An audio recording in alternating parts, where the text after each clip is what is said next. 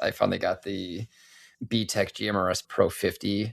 I just haven't had time to do it, unfortunately. Oh my gosh, Garrick, what? I know. It's just sitting here next to What? me, next to my desk, just taunting me. How have you managed to not open it up and install it already? Because I've been chasing down this freaking thud in my car. It's just driving me nuts. Okay, priorities.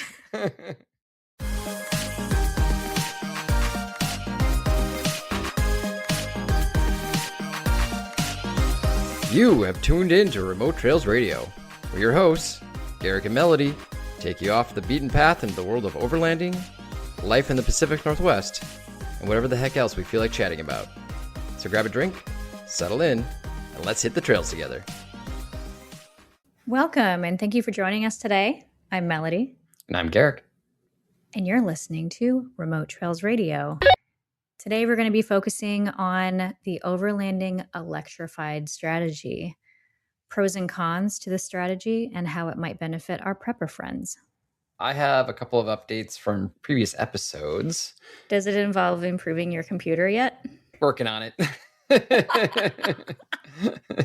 All right, that's the update. We're still in progress. That would be an update from episode 37, which we may have recorded 2 days ago. No, going back to episode 28, I had installed the Bluetti Charger 1 into my rig, and it's been charging great. I set it to 220 watts output because that's the maximum that my River 2 Pro can accept as far as input. But I am planning on getting a bigger battery soon, so I was like, oh, I should set up my charge rate and get ready for that. But I've been looking at it, it like wasn't connecting in my Bluetti app. And I tried a bunch of stuff like logging out and logging back in and like turning the device on and off and whatnot. And it just wasn't showing up. So then I did a little bit of research, and it turns out a lot of people were reporting that their Bluetooth connectivity was dying on their Charger 1s. Oh, that's a bummer. Yeah. So I contacted Bluetti support. They were really quick to respond. And they had me go through a lot of steps I already did, but just make sure there wasn't anything else. Because honestly, I'd prefer it just work and not have to like reinstall it and whatever. But and you need it, right? This is a requirement for you to set your wattage. It still outputs power just fine. It's just the Bluetooth functionality that's broken. Okay. But yeah, I will want the extra output. So it's not something I could just brush off. So yeah, they had me do a few checks, and then they said, okay, we're just going to send you a new one. So I'll be getting a new one in the mail soon. Yeah. Do you think it's a known issue with Bluetti? Well, like I said, I did see a lot of other people saying the same thing. So hopefully this is just one of those things where first run had some, poor component. Hopefully they switched their what a bummer for them. That's such an expensive mistake. Yeah, right. Yikes. We'll see. But I am happy with their customer support. So that's the positive spin to that. Yep. That is good. So they're just sending you off a new one right away. Yep. They just had me do a couple checks, and then they're like, we'll just send you a new one. So I love that. Yeah. Just take care of it. Absolutely. So good on them for that. For sure. The other update from an episode is from episode 35. Ever since I installed the Goose Gear cargo plate, I started noticing sounds that were in my back more. And because I think I think that it reflects off of it. And I think the carpet was probably muting a lot of sounds that were happening back there. Yeah. So I've been going a little crazy and trying to figure out like what this thud is that I have. It's something that I'll get even on like regular streets. So it's not like I have to be off-roading, but as soon as I hit any sort of bump, I get this like thud. And I mean, just going to downtown Seattle, I'm pretty sure anywhere there is literally like off-roading. Right? Exactly. The roads aren't any good. Yeah, I don't have to go far to do this. But it's annoying because I'll remove one thing, right? Because I want to be like, okay, is it this one thing? And then I'll move down the road and back, and then be like, nah, it's not that. And oh man, yeah. And I like fully took out the fridge, and then the fridge slide wasn't the cause, and still I'm hearing it. So my next test is to fully remove the cargo plate to see if the thud is louder. Because if the thud is louder, then that tells me that it's like probably coming from below, like it's something within like my drivetrain or like the rear axle. Oh, wow. Okay, so it could even be coming from under your car. It could be, yeah, because that's where a lot of sounds were probably muted from the existing carpet that was there before. I feel like maybe you should throw one of us in the back and then just drive around and see that would be the easiest thing. Faster. It would help a lot because all I know is it's coming from behind me. If somebody's back there, at least tell me if it's coming from up or below. That would give me a lot more information to work with. But you can't like drive and assess this all at the same time. Yeah. So I think maybe I'm going to be camping with Doug this weekend. I might ask him to be like, hey, can you just hop in the back for a second? Let's go for a Yeah. little drive and see what's going on with this. Yeah. It reminds me of that show on Netflix called Tires. I don't know if you watch it, but it's about mechanics. It's a Shane McGillis production, and he's a comedian. Anyway, it reminds you of that because, these two mechanics are there and they're doing all this crazy stuff. And I can just totally see them throwing one guy in the back and then just driving around like totally recklessly to find out what the problem is. Nice. Yeah. I mean, it could be something in my boxes. I've opened up my cargo boxes and looked, and I was like, it doesn't feel like there should be anything in here that's causing like a big thud, but I don't know. Maybe I have something wrong on that too. Anyways, from what I can tell though, it's not in any way coming from anything from goose gear. I think it's just the lack of the sound ending from the carpet just seems to have amplified whatever it was in the first place. Yeah. Stay tuned. We'll find out. All right. I'm on the edge of my seat. Yep. I can't wait to see who comes up with what this weekend. Right. I believe you had a topic that you want to discuss for this particular episode. Yes. I know that we have been talking about your electrified strategy. And so this is a term that is new for me because I have been slowly moving things over to these big batteries, but I haven't really thought of it as a strategy. And you've been talking about your electrified strategy bit by bit in all of these episodes that we've done over the last year. So I kind of wanted to go over, why are you doing that? And what is the drawback if someone decides to follow in your footsteps and do this electrified camping? What do they have to look out for? Maybe not everyone should be on this strategy, so maybe it doesn't work for everybody. I guess it's a personal question because I kind of want to know for myself why or why not. Yeah. So I've prepped you with some ideas with that here. I'd love to know from you, firstly, why have you started doing an electrified strategy? Sure. Yeah. For me, I like having less hassle involved as far as prepping for my trips and whatnot, and having different fuels that I have to figure out and make sure that they're like topped off and whatnot in various containers. I find very annoying with propane. I find it very annoying to have to like go to a store and then like hopefully the guy who does the propane is available that day and he's not on a break or something like that, and then have to do that whole process. Whereas like with electric, I can just like top it up by like plugging into the wall and then boom, I'm like ready for the trip. And if I'm not ready, even if like my batteries aren't full, I can just charge them on my way to wherever I'm going anyways. So that readiness is a really nice convenience factor for me. The other thing too is that I don't like having explosive things in my rig. So the fewer explosive things inside my rig, I think the better. Wait, aren't batteries explosive? Under certain conditions, maybe. I mean, if you put them on fire, I'm sure. But with propane and whatnot, like those are probably even more explosive, and they're also more combustive if something happens to them. So yeah. And then also you can get potential slow leaks with the containers of like propane and whatnot. So that can be really dangerous. Whereas it'd be pretty hard with your batteries to do that. I feel like the risk of explosions and the risk of leaks are much higher with the propane and other liquid fuels in comparison. So what all can you do with your electrified strategy? So a lot of us are doing at least partial electric already anyways, right? So right. A lot of us already have some electronic devices that if you're camping for any length of time, you're going to need some sort of battery bank at the very minimum to handle that. And then anybody who goes fridge, you're going to need a power station or a second battery for that. Right. Yeah. So it's something that just sort of naturally happens anyways. And I think in your initial questioning, it had mentioned like tips for others. And I don't think everybody should start all electric. It's very expensive to get into it, right? I think it's more of a gradual thing. I think the way I'm doing it, that's how I recommend other people. Like start propane because it's so much cheaper, so much more accessible. And then you can move to electrical as your budget and curiosity allow, essentially. But I think the biggest thing for me is the fact that it's way easier for me to recharge my power source while out on the trail than it is any sort of fuel. Especially if you're thinking like when we were doing Nevada, you would have had maybe one opportunity to do it in Gerlach. I'm not even sure if Gerlach offers propane. There's that. The recharging aspect, you can do it through multiple ways. You can do it not only through what we're already doing, which is driving our rigs, but also if you're staying at camp for a while, you can recharge it through solar power as well. Okay. So There's other things that are not really reasons for why I'm doing it, but I think they help. For example, one is that I can run that electric kettle that I bought, that stove voltaic kettle. I can run that inside my rig. So if I don't want to go outside, if like it's cold outside, I just want to stay warm and toasting my rig, I can just plug it into my battery and run it inside there.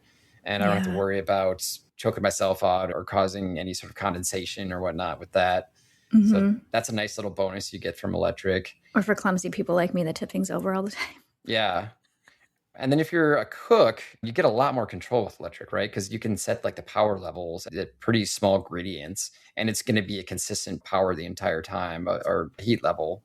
Whereas Okay. with fire cooking, you're kind of guessing. You're like, I don't know. Here's another turn, and maybe that's going to be a medium. I don't know what a medium is. And you're maybe using different devices too. You might be using like a big cooktop Coleman thing, and then you might also be using like a little jet boil next to it, and they're going to have very different levels of where they're at, and you're trying to remember all the various levels of those things might be a little Oh, little that's tough. true. And then cooking Yeah. outside has its own challenges, right? You've got wind, so you have to have a windscreen that goes all the way around.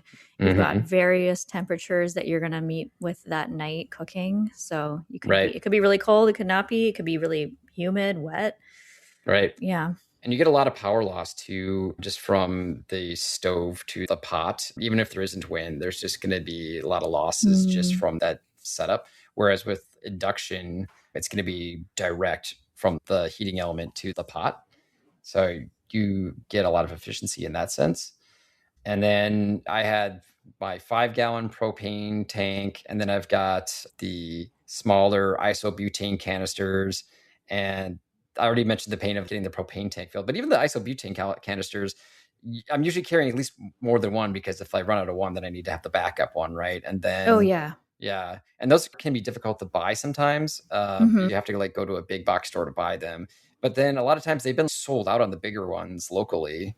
So that's been such a pain as well, where it's like, well, I can just get power anywhere. Yep. And there's also different ways of getting power. Not only can you get it from your car, not only can you get it from your wall, not only can you get it from solar, but you can also get it from like generators too, right? There's just so many ways that power can be created versus propane are only available from a few sources. And it's not as tricky to go across the border, right? Yeah, exactly. Driving in the land of Canada. Yeah.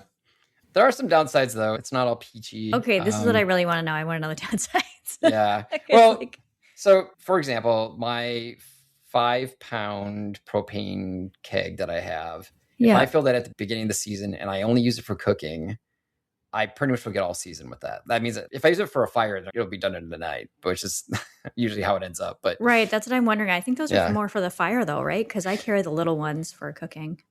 Yeah, I guess my point is like the amount of power that you get inside of a can of propane, it's just more energy dense than electricity. So if I use an induction stove, that's could be as much as 1,500 watts that you're consuming, right? So if you'd run that for an hour, that's 1,500 watts used in an hour. That would be 3/4 of a 2-kilowatt battery. That's kind of the biggest size I would even consider owning right now, would be a 2-kilowatt battery. Whereas I'm saying, like, if I cook with using the propane, that 5-pound tank will last me all season if I only use it for cooking. So the density of the propane is much better, and that is really nice. And so you better have a plan if you're going to use like electric cooking to actually be able to refill it either through DC charging or solar power or what have you. The other thing is that solar might not work. Like solar is a good plan, but here in the PNW, you might not you might not have a lot of sun out, and then suddenly you're camping in a spot for a few days and you have gray days every time, and you're only drawing like a quarter of your rated capacity of your solar panel. Then you might have to run your car for a while to make up for the solar losses that you're experiencing. Okay. Yeah. I already mentioned the high cost of the all-electric setup, because you're looking 1,000 watt-hour batteries, maybe around $400 right now at the best prices. The 2,000 watt-hour ones are kind of around $1,000 now. So that's just for the battery, and not even including your actual cooking appliance. And then you might have to buy all new cookware as well, because if you don't have something that is inductive friendly, cast iron or steel, then you're gonna have to buy new cookware for that. There's also for me, like I had to buy the DC to DC charger so I could charge faster. I had to buy my solar panel. Solar panel wasn't cheap either. You So had to install the DC charger.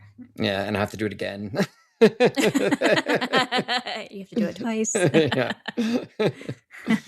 Yeah. And then there's also the thing that you don't have to do updates for propane, right? There are like firmware updates and whatnot for all the various electronic equipment that you have. So like EcoFlow is going to do updates. Bluetti's probably going to do updates on their Charger 1. So yeah. That's a lot of gadgets. Like exactly.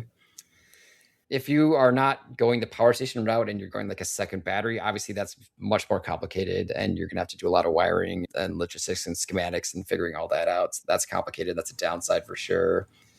This adds a lot more weight to your rig. For example, those 2,000 watt hour batteries are like 50 pounds alone, right? That's heavy. Whereas obviously, like I was saying, my 5-pound propane keg would last me all season for just running my cooking equipment. So that's a big turnoff. And then also just figuring it all out, because every single one of those pieces of equipment, you're going to have to like learn and remember how to use them too. Right.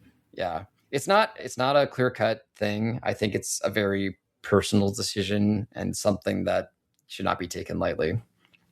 Yeah, it really depends on what you're doing, right? What kind of overlander you are, how long your trips are. Yeah. Generally, like how often you're going out. Yeah. If you're a base camper type and you want to base camp in Western Washington, you might not have a good time with it. But if you're the type that's okay, you're going to be driving like 4 hours every day, then you're probably going to be topping off your battery every single time. And hey, no problem. No. Yeah. And then I think it also depends on how many people are in the car too. Like we drive solo often, single rider. But then what if you have other people in your car or you have a family? Then you have other requirements as well. Do you think the electrified strategy would work well for a family? I think so. I think probably the biggest issue I can see is that just the volume of water that you would potentially have to boil would be a lot higher. And so that would increase it quite a bit. I feel like the cooking may not be as big of a deal because it's just like, if you can get it all in one pot, then you're fine.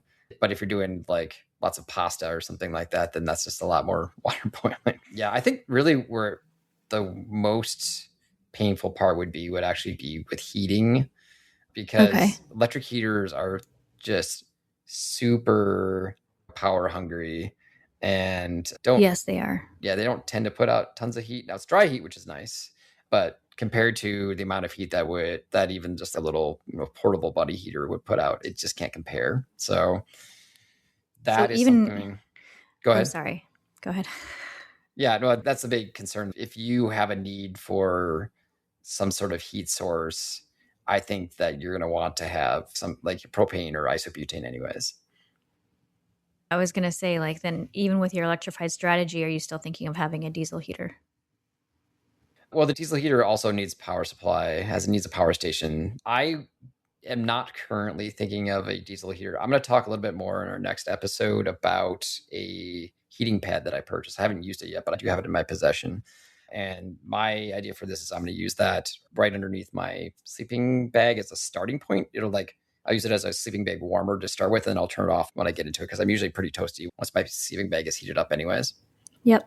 Yeah, it's basically replacing the Nalgene that I was using. And heating up the Nalgene was taking probably 100 watts of power for me anyway. So if I run this heating pad for an hour, it'll be less than that. Yeah, because I think of heating in two ways because it's always so cold here. The one way is sleeping. So when I'm going to bed, honestly, the hardest thing is having a cold car. And you can turn on your car and heat it up so that it gets hot air, but then your bed is still freezing. And then you get in your bed and you just can't get warm. It's so hard without some sort of strategy. Right. So I have been using my spare battery that's dedicated for my heating blanket because I don't want to accidentally keep it on all night and then kill my battery. Yeah. So I do have a small one that is dedicated to it. And that honestly, I just keep on for 5 minutes right before I go to bed. And it does wonders. I sleep so well, to be honest. And it's just for the few minutes. If it drops really low in the middle of the night, like 2 a.m., then I can turn on again for 5 minutes and then I'm good to go. It's like, it just helps my body with that heat. So I think you're going to find that anything you do in that respect is going to be great. But then when I think about the other part of heat, strategy in overlanding, it's about evening time. When you get to camp, someone's cooking. If you're with us, it's just one person cooking. Yeah. And then what is everyone else doing while they're playing cards or playing games or entertaining themselves? It's cold. Sure. So then what do? Okay, you can make a fire, and that seems to sort itself out. But what about when you can't have fires and there's a burn ban? Then that diesel heater, I feel like, comes in handy. Yeah. And then beyond just the heat itself too, the drying effect, I've mentioned this in previous episodes, the drying effect, especially here in the Pacific Northwest, is a big deal. Yeah, So can dry your stuff. Yeah, I'm not opposed to a diesel heater, and I may still yet have one. In fact, I think the thing for me is once they come out with a company that I trust comes out with a 2 kilowatt one, that's sort of the level I'm looking for, because the 5 kilowatt ones that they have right now, it's just kind of overkill for rigs that's heating up like a small cabin, right? It's just most people have to run them at like their lowest level, and you get all this carbon buildup and whatnot. And it just seems overpowered. But I would love to have the drying effect of it. And yeah, I think using it for spaces other than even your rig is also handy. Like you were talking about, like hanging out. I think, for example, Shannon, his solution for hanging out pre-fire on our Winucci trip was to use his buddy heater inside of his gazebo. And that did work pretty well. Gazelle. Yeah, it worked pretty well in there, but it had one of the big downsides of using propane to heat up a space, in that it got really wet and we were getting dripped on from the top because it was all that condensation was forming inside of it. Yeah. So you wouldn't have that problem with the diesel heater. All that heat would be nice and dry. Oh, yeah. I guess I assumed he was using his diesel heater for that. Whoops. No. Yeah, he had it all hooked up to his rig already. Okay, got it. Yeah. Yeah, then you don't want to move it.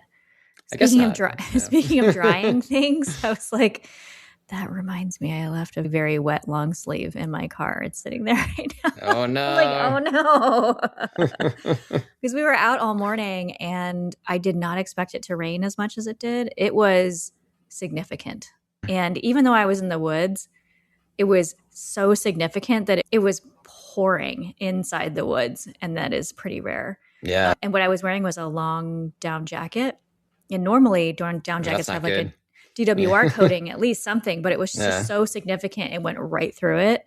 So my long sleeve, everything I had on me was absolutely wet except for my feet because I wear hiking boots, which is great. But everything else was wet. And I left this soggy long sleeve in the car and I'm like, oh man, now I got to go down and get it.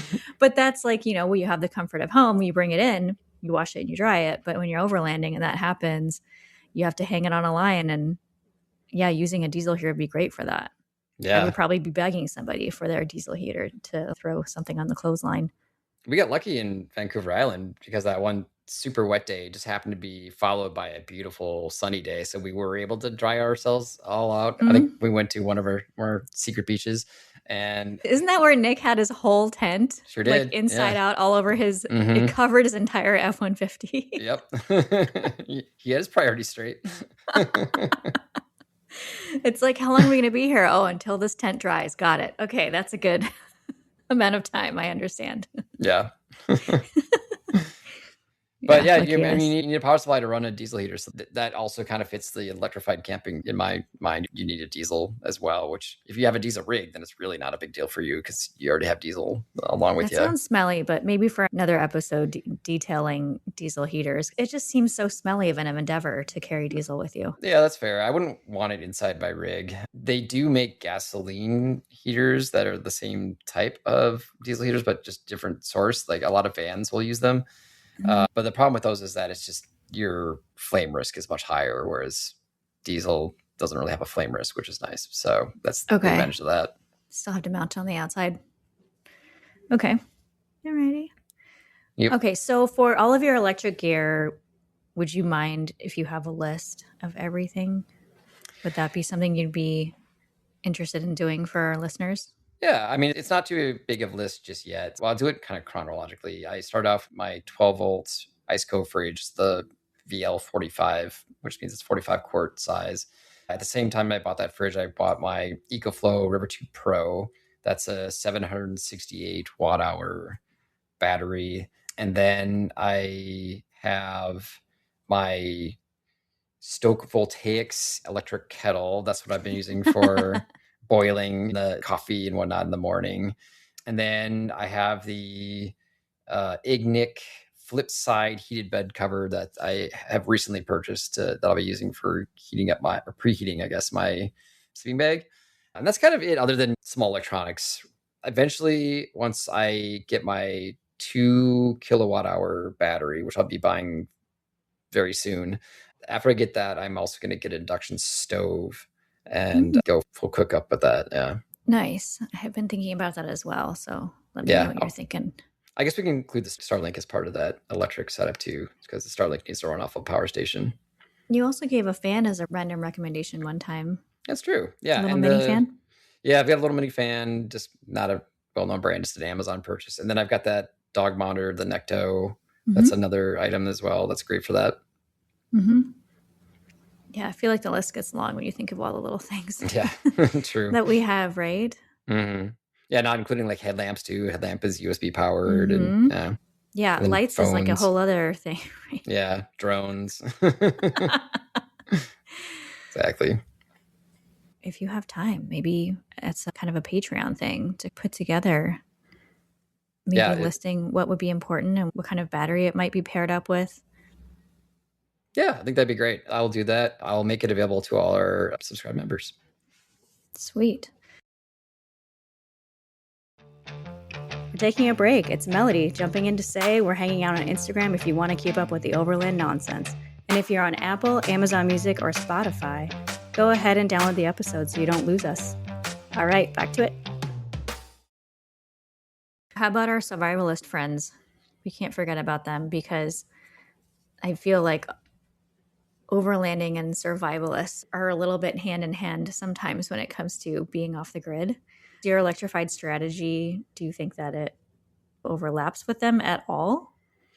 I think it does. I think if I were like the prepper type, I would want to have a lot of stored energy in the form of batteries, because most of our houses are using electricity anyways, right? That's nice. Like we can use the stuff we already have. Okay. The propane refrigerators exist, but most people don't run those. So unless you have one of those RVs that can like accept multiple fuel sources, maybe you might use that. But for the most part, you probably want a big power bank just to keep your fridge running for a while.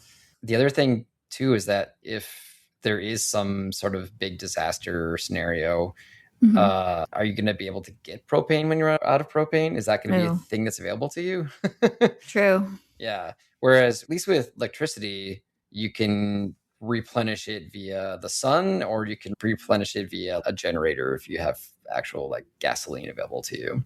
But also you can just do it to your car. You don't even need a generator. You can just use your car with the charger, like the DC charger, if you're set up for that. Yeah, I think for the long run, it makes a lot more sense to have electricity as your backup. And then if you need things like heat, well, then you still have that fire backup as a possibility should you need it. Yep. Campfire. And you can also use that for cooking too, right? True. If you have the right stuff. See, if you're using pots for induction cooking, you can't use those for campfire. Well, if you have a cast iron, you can use them for both. You can? Yeah, cast iron works on induction. Good to know. Yeah. Okay, I didn't know that. Nice. Yeah. The only thing that I was worried about for prepping, but it sounds like it might actually be okay, is if electromagnetic pulse were used. It's called an EMP. That's often theorized as a way that if you wanted to cause a lot of problems in like a city, you could do this EMP blast, and then basically that'll take out the entire power grid. Okay. So from what I've read, it really only affects large electrical systems. So small electronics are actually going to be fine. In that case, like having your own individual power supply would be a good thing, because then you could, again, have a way to run your existing electronics. Okay. Yeah. Power grid failure. That sounds rough. Yeah. It would not be great. I watched a YouTube video about somebody who was kind of going over all the things that might happen. And there's actually a movie on Netflix that I watched. Oh gosh, I wish I could remember what it was called. It has flamingos on the flamingos. Yeah, on the front image of it. I'll have to look it up and edit the show notes. But there's a movie I just watched, and an EMP does happen in that movie, and it was a pretty compelling movie. And I guess it was actually produced by the Obamas even. So anyways, Whoa. yeah, it was a good watch and something that was like a form of terror, but even you don't actually ever really see any terrorists per se. It's just this effect upon the community. Wow. Yeah, it's pretty cool. All right. Well, our prepper friends, if we missed anything, shoot us over a text. Let us know what we can shout out. Yeah, we're just prepper adjacent. Oh, my one tip for that though is if you do think you're in a disaster scenario, first thing, plug your bathtub and then fill it with water, so you'll have a good water source for a while. That is a good one. Yeah, I like that. That's the one thing I know. I don't know much about prepping. I heard that, and that's a good tip. That is a good tip, because even when you buy bottled water, because I was brought up in California, because of earthquakes and things like that, they would say, oh, keep like a lot of bottled water stored away. Those actually have expiration dates. So you do have to change out your water every now and then. You can't just do it once for 20 years and forget about it. Yeah, they're like single-use plastics. Yeah. Mm-hmm. Yeah. Yeah. Okay, so the bathtub is a good idea. Great. It may not be the cleanest water you've ever drank. It'll hydrate you anyways. Nice.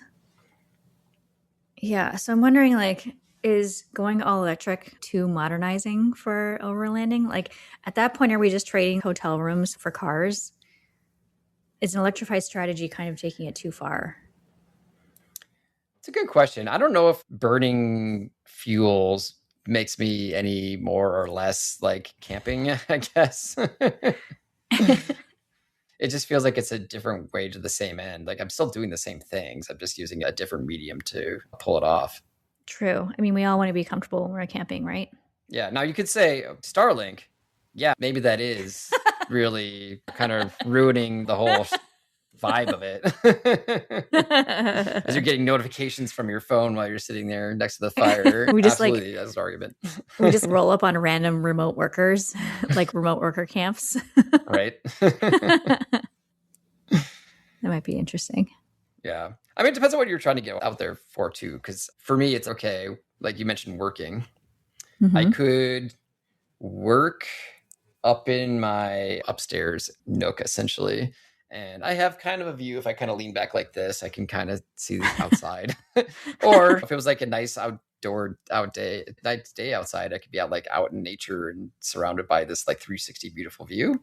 Yeah. That sounds better. I don't have a problem with that. It's just really hard to see those computer screens when it's bright out. That is my only issue with that. I have to go to a coffee shop. Well, then you just get to feel productive. the Apple VR display thing, right? Oh gosh. Next level. But then that kind of kills the whole view around you, I guess. I can feel the air. Yeah, you can hear the birds and stuff. Okay, so do you feel now with your strategy that you are actually taking more time to everything, learning everything, putting everything together, buying the right things, getting it all hooked up? Or do you feel like it's actually in the long run less time? Yeah, there's definitely more. Yeah, I don't know what's the term I'm looking for. Like, you have to kind of front load the time and figuring things out. You have to make sure you understand like the power needs, and you can buy the right size your power supplies, and obviously figuring out your charging rate and what you anticipate to be your amount of charging per day, and making sure everything kind of fits along with it. Because, for example, like that electric kettle that I bought, that thing has a 500 watt draw, which is fine for my River 2 Pro, because my River 2 Pro can, I think it's right around 700, and then it has its special functionality to boost voltage as well or whatever. But if you had a smaller power supply, that, like if you had the Anchor Solix that we talked about on a previous episode, that was a 300 watt, you wouldn't be able to run that Stoke voltaics off of that. It's not really meant for that. In fact, I think we were talking about the DC version, which doesn't even have an inverter, so you wouldn't even be able to hook it up anyways. That's right. Yeah. There's definitely some more math involved, some more figuring things out, some more homework. So that's a downside. But for me, it's like I'm doing my homework ahead of time, and then it just means less for me in the long run that I have to figure out. That's interesting. Yeah, remember in a previous episode where you talked about doing things right when you get it, right? When you get something in the mail, you'll install it on your car, or you'll read up on it and learn it. And you were saying that the rule is if it takes 5 minutes, just do it. Okay, so one day I did follow your advice. I didn't tell you about this. Ooh. I followed your advice and I got off of work and I had this thing. It took 5 minutes. Then I had another thing. It took 5 minutes. I had another thing. It took 5 minutes. So I did all of these things and then some. And then, gosh darn it, it was time to go to bed. Like I, but you got so much done that day. It was so productive, but I was like, wait a minute. This seemed like that wasn't supposed to happen. I thought that was just going to be like 10 minutes and I was going to be done. You're giving yourself like an ice cream or something at the end. You're right. I should have a little reward at the end. But I think I didn't know where the end was. I think I just realized that I was out of time. My time management was very poor. I mean, that just sounds like a good day to me. It's like, man, I had so many things. I don't know if I can follow this rule. It only takes 5 minutes. Oh my God, it's time for bed. Maybe you set a timer. We're like, okay, I'm gonna stop being productive at this hour, and then that is a good idea. Yeah.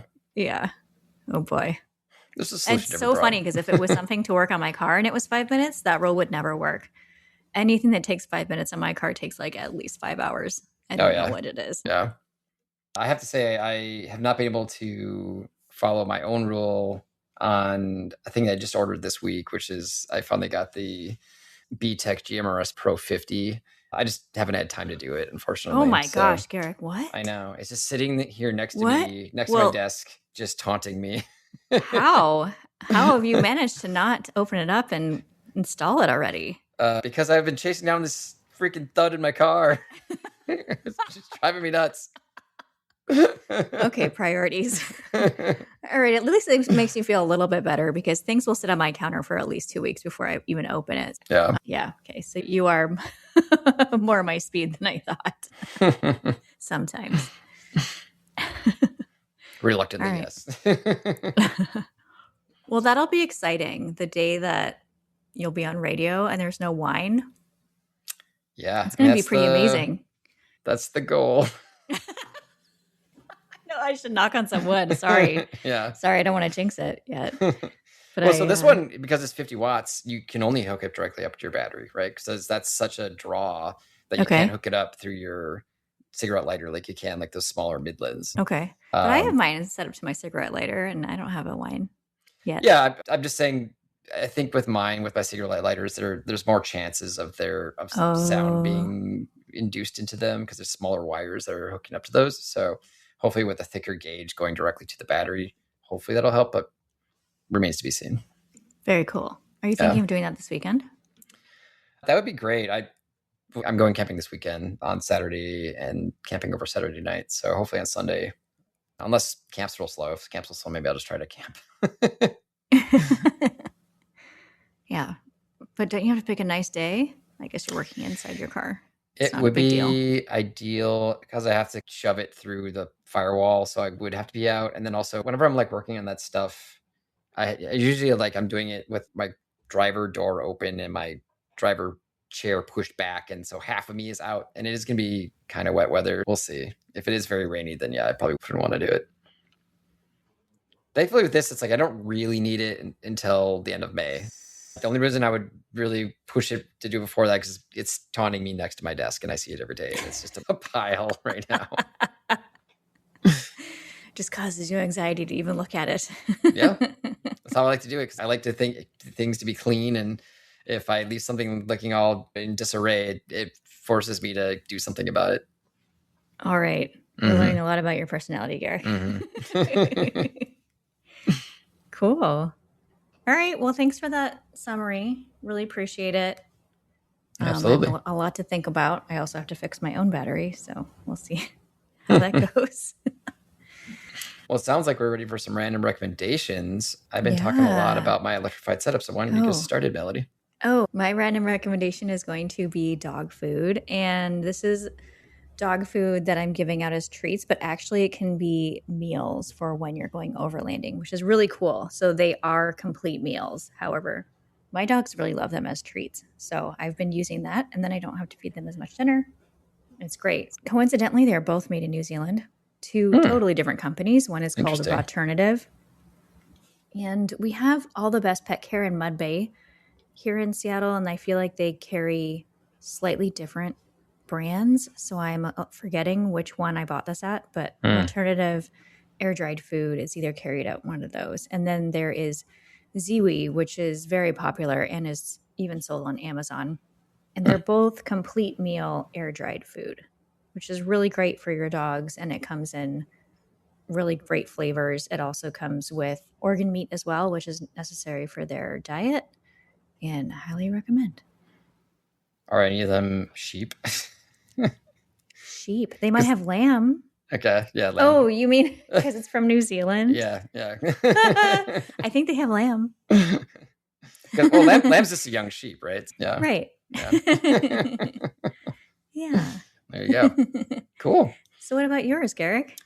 I have been trying to figure out what would be the ideal sort of tumbler to keep in my rig. I have been using just a cheapo that I bought. I think it's Contigo, which actually I think is a pretty well-known brand for like water bottles.